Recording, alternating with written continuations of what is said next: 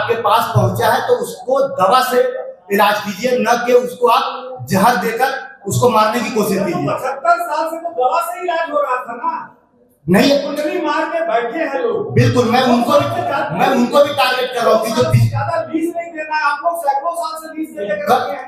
यही तो सरकार आरजेडी से मैं सवाल कर रहा हूँ, जेडीयू से मैं सवाल कर रहा हूँ कि आप लोगों ने भी पिछले 15 सालों में 20 सालों में जो भ्रष्टाचार था उसको आपने ठीक नहीं किया। आपने मौका फराहम किया है, आपने मौका दिया है, तभी तो अभी वर्तमान सरकार इस पर चाबुक चला रही है। अगर आपने मौका नहीं दिया होता, वो कांग्रेस की सरकार हो या आरजेडी की सरकार रही हो या जेडीयू की सरकार रही हो या दूसरे स्टेट में जो सेकुलर पार्टियों की सरकार रही हो, अगर उन्होंने मौका अगर नहीं दिया होता, अगर वो लोग अगर इस मामले को अगर ठीक कर दिए हुए होते तो शायद ये मामला आज तक इतना लंबा नहीं बढ़ता।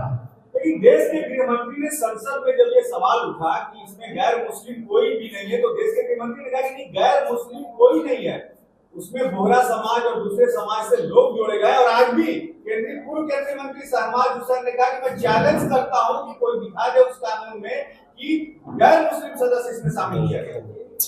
भाई ये तो प्रेशर के बाद जो है उन्होंने खत्म किया, लेकिन जो पुराना बिल जो ड्राफ्ट था उसमें ये चीजें संसद में जो पास हुआ, संसद में किरण रिजिजू का जब आप भाषण सुनेंगे तो उन्होंने कहा है कि भाई जैसे केरल में एग्जाम्पल दे रहे, केरल में होता क्या था कि जो वहां जाकर गवर्नर अगर मुसलमान होते थे, वहां जाकर गवर्नर मुसलमान होते थे तो उस बोर्ड में वहां के गवर्नर नहीं होकर किसी दूसरे हिंदू को शामिल कर लिया जाता था। लेकिन यहाँ क्या किया गया, ये कहा गया कि अगर कलेक्टर अगर होते हैं वहां के, अगर हिंदू कलेक्टर अगर वहां के होते हैं तो एक तो ऐसे ही उसकी संख्या बढ़ जाती है, बढ़ती है नहीं बढ़ती है, या सेक्रेटरी अगर होते हैं तो संख्या बढ़ती है नहीं बढ़ती है, बढ़ती है।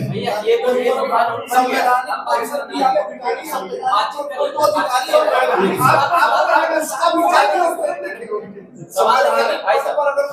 है तो उसका भी धर्म और जाति देखेगा। ये भी क्या था, उसको भी अपॉइंट कौन कर रहे थे, सरकारी अपॉइंट कर रही थी ना। जब वक्फ ट्रिब्यूनल जब वहां पर जुडिशियल रिव्यू हो जा रहा है, सब कुछ वहां हो जा रहा है, तो फिर एक डीएम को आप जबरदस्ती वहां पर स्थापित क्यों करना चाह रहे हैं? बातचीत कर रहे हैं। अच्छा चलिए एक बात बताइए, बिहार में जो भी कानून लागू हुआ है इसमें आप किसको ज्यादा दोषी मानते हैं, आरजेडी को या बीजेपी जदयू?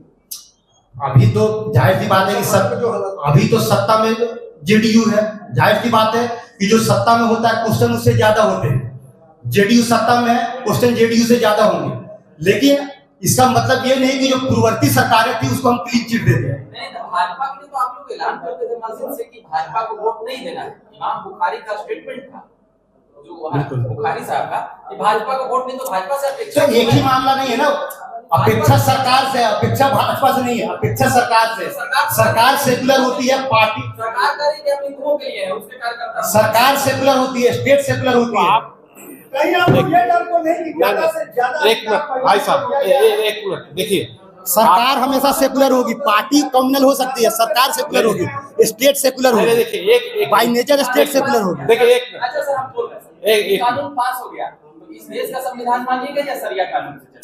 नहीं ठीक है, जो संविधान है, संविधान तो पूरे देश में सर्वोपरि है, उसमें कोई दिक्कत नहीं है। लेकिन मैं ये कह रहा हूँ, देखिए आपने पूछा कि भाई आप लोग को तकलीफ क्या है। तकलीफ सिर्फ और सिर्फ ये है कि जो सरकार की नीयत है वो बिल्कुल गड़बड़ है। सरकार की नीयत अगर अच्छी होती तो सारे, आप कहते हैं सबका साथ, सबका विश्वास, सबका विकास, तो आप सब एक मिनट पहले मेरी बात तो पूरी होनी चाहिए, पहले मेरी बात पूरी होनी चाहिए। तो ऐसे भाई सबका साथ, सबका विश्वास, सबकी विकास करते, आपने क्यों नहीं कॉन्फिडेंस में लिया? आप अगर एक तबका को चाहते तो आप एक कॉन्फिडेंस में लेते। दूसरी बात यह है कि जो सदियों से चला आ रहा है वक्फ बोर्ड, जब देश आजाद हुआ तो नेहरू जैसे लोग, पटेल जी जैसे लोग जो इस देश को रिप्रेजेंट कर रहे थे, उन्होंने तो कही कि जो वक्फ की प्रॉपर्टी है वो वक्फ के साथ रहा। तो भाई आप उसमें अमेंडमेंट करने की बात, आपके पास मुद्दों की कमी है क्या?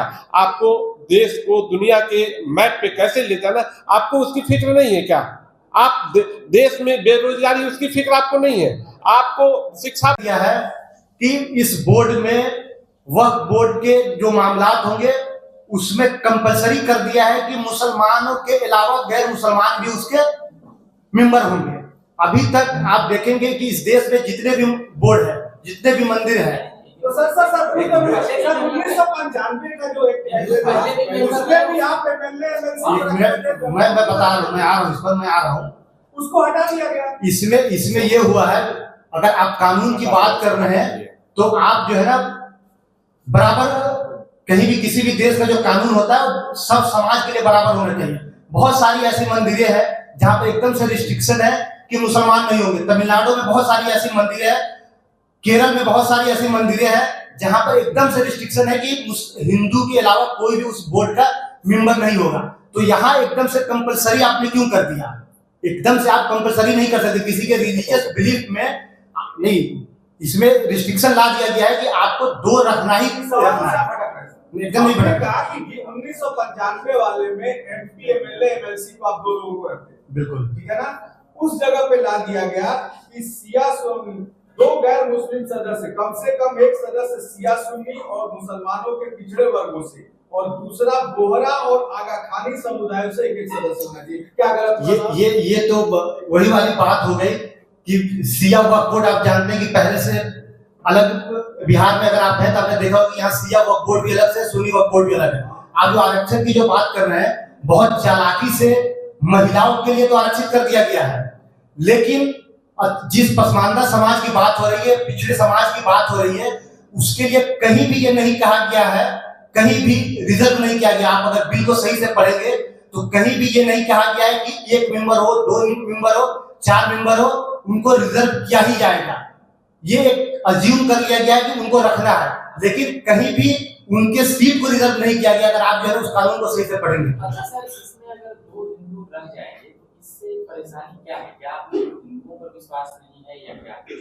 नहीं, बात हिंदुओं पर विश्वास की नहीं है, बात है कि फिर आपको उसके पैरेलल जितने भी मंदिरों के बोर्ड है, जितने जो मंदिरों के बोर्ड है, वहां भी आपको ये बताना पड़ेगा कि वहां भी हिंदू रह सकते हैं, वहां भी बौद्ध रह सकते हैं, वहां भी जैन रह सकते हैं। तो यहाँ पर पैरेलल चीज हो जाएगी, सिमिलरिटी आ जाएगी। मैंने कहना चाहिए तो आप बिल वहां लाइए संसद में, इस प्रकार की बिल संसद में लाइए। नहीं, ये इसीलिए तो ये प्रेस कॉन्फ्रेंस कर रहे हैं। केंद्र सरकार से हम ये कह रहे हैं कि आप सिर्फ एक समाज को टारगेट मत कीजिए, बाकी के लोगों में भी बराबरी लेकर आइए।